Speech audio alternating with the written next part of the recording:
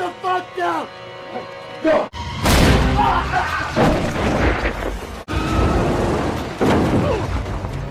You're not one of us! Do it!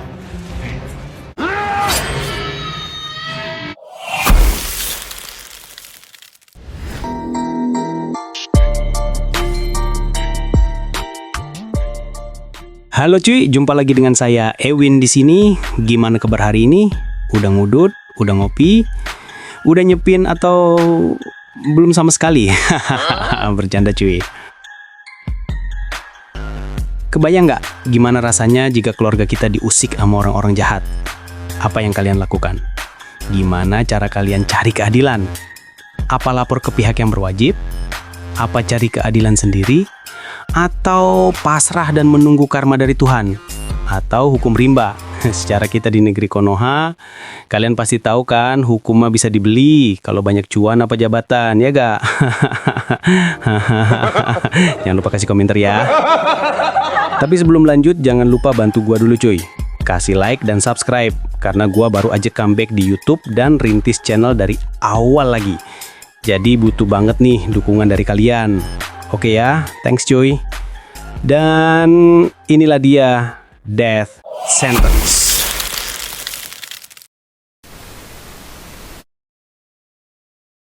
Berlatar di sebuah tempat terlihat seorang bapak-bapak bernama Nick. Kerjaannya kantoran biasa. Hidupnya sih bahagia bareng keluarga. Nick punya istri, Helen, sama 2 anak cowok, Brandon sama Lucas. Suatu hari, Brandon ngajak Nick nonton pertandingan ice hockey. Dan Nick langsung setuju tanpa mikir panjang. Sementara Lucas, ibunya nyuruh dia ngerjain tugas sekolah karena sempat ketinggalan pelajaran. Keesokan harinya, pas pertandingan berlangsung, Brandon mainnya gokil banget, sampai bikin Nick bangga setengah mati. Habis pertandingan, pas pulang, mereka mampir ke pom mini buat ngisi bensin. Nah, sambil nunggu ayahnya ngisi bensin, Brandon minta izin buat isi dana dulu di toko. Tapi beberapa saat kemudian, pas Nick lagi ngisi bensin, tiba-tiba sekumpulan gangster masuk ke toko dan langsung ngelakuin kekacauan, termasuk nembak pemilik toko. Dengar tembakan, Nick langsung lari ke toko, tapi malang dia ketabrak mobil yang lewat. Di dalam toko, ketua geng itu nyuruh calon anggotanya ngelakuin aksi sadis ke Brandon sebagai syarat gabung geng.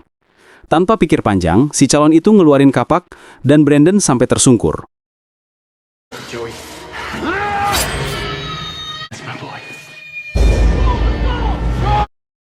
Pas para gangster mau kabur, Nick sempat nangkep salah satu dan lihat wajah pelaku, tapi akhirnya pelaku kabur.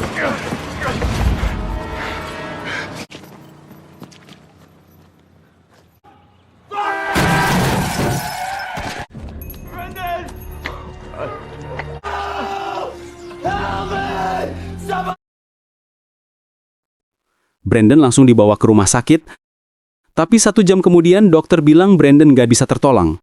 Gila, Nick sama keluarga langsung shock dan sedih banget. Gak nyangka Brandon bakal pergi kayak gitu. Besoknya, polisi minta Nick tunjuk pelaku, dan Nick langsung nunjuk nomor L yang namanya Joy. Hari berikutnya, Brandon dimakamkan dan keluarga Nick gak akan pernah sama lagi. Bahkan Lucas terus nangis kayak pengen balas dendam. Beberapa hari kemudian, pengacara Nick ngasih kabar, Joy cuma bakal dipenjara beberapa bulan doang karena gak ada saksi lain selain Nick. Nick tentu kecewa gimana mungkin pelaku yang udah ngambil nyawa anaknya cuma dihukum sebentar. We've just got your word. He finds Jesus, fine with me. But we get relief against inner city youth and how unfair it is for them to grow up. Di persidangan, Joy malah terus liatin Nick, bikin Nick makin marah. Tapi pas dimintai keterangan, Nick bilang dia nggak lihat Joy dengan jelas jadi bisa aja salah orang. Mr. Baring, do you expect I'm dismissing this case. Mr. Dar. Alhasil, Joy bebas tanpa syarat. Semua bingung, termasuk pengacara Nick. Tapi sebenarnya Nick mau balas dendam dengan caranya sendiri. Keluar dari persidangan, para gangster senang banget karena Joy resmi jadi anggota geng mereka. Nick ikutin mereka diam-diam, terus pas Joy keluar buang sampah, Nick langsung menyerang dan terjadilah baku hantam.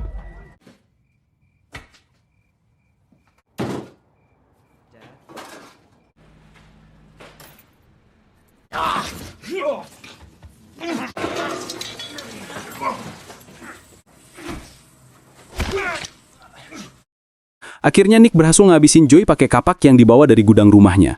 Wajah Nick shock banget karena itu pertama kalinya dia ngelakuin kayak gitu. Hari berikutnya diperkenalin si ketua geng, Billy. Billy pergi ke penjual senjata ilegal buat setor duit hasil penjualan. Ternyata penjual itu ayahnya sendiri dan langsung marahin Billy karena dengar gengnya sering bunuh-bunuhan. Fucking light bag me. I'll fuck. Setelah itu, Billy balik ke markas dapat info kalau Joy udah koid semangan. Dan dia mau balas dendam, yakin Nick yang ngelakuin. Pas Nick pulang, dia diikutin Billy sama anak buahnya, tapi Nick berhasil nyadar dan ngindarin mereka, sampai akhirnya baku hantam terjadi.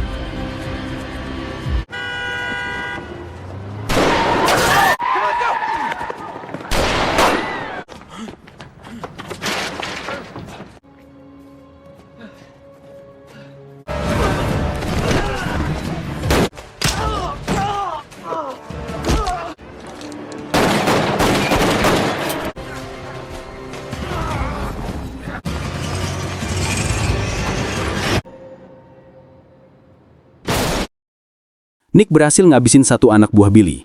Billy lihat anak buahnya tewas, makin penasaran dan janji bakal terus ngejar Nick. Suatu malam Nick dihubungi Helen, bilang Lucas belum pulang sekolah. Nick panik, nyari Lucas, akhirnya nemuin dia merenung di depan toko tempat Brandon dibunuh. Nick langsung nyuruh Lucas pulang karena ibunya khawatir banget. Keesokan harinya, salah satu anak buah Billy datang ke kantor Nick bawa paket berisi foto keluarga Nick, ngasih ancaman biar Nick pindah dari hidupnya.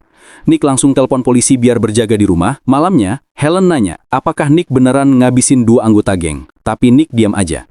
Helen tetap dukung. Tapi kelompok Billy masuk dan baku hantam. Mereka memojokkan Nick dan keluarganya.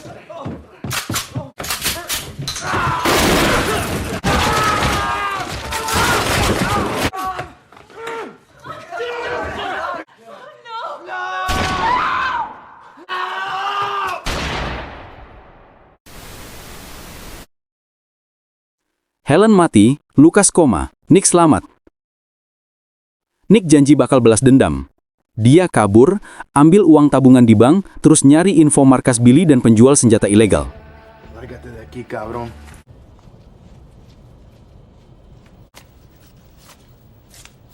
C7 for guaranteed head removal. Ternyata penjual itu ayahnya Billy. Nick beli senjata banyak, pulang ke gudang belajar cara pakai senjata, bahkan cukur rambut sendiri, siap perang.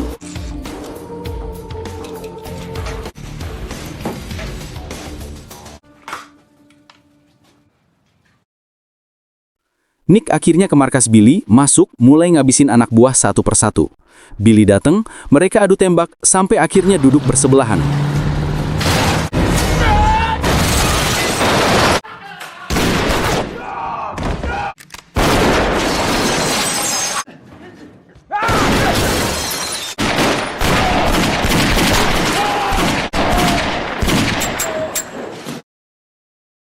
Billy sekarat, bilang, gak nyangka Nick bisa ngabisin semua anak buahnya.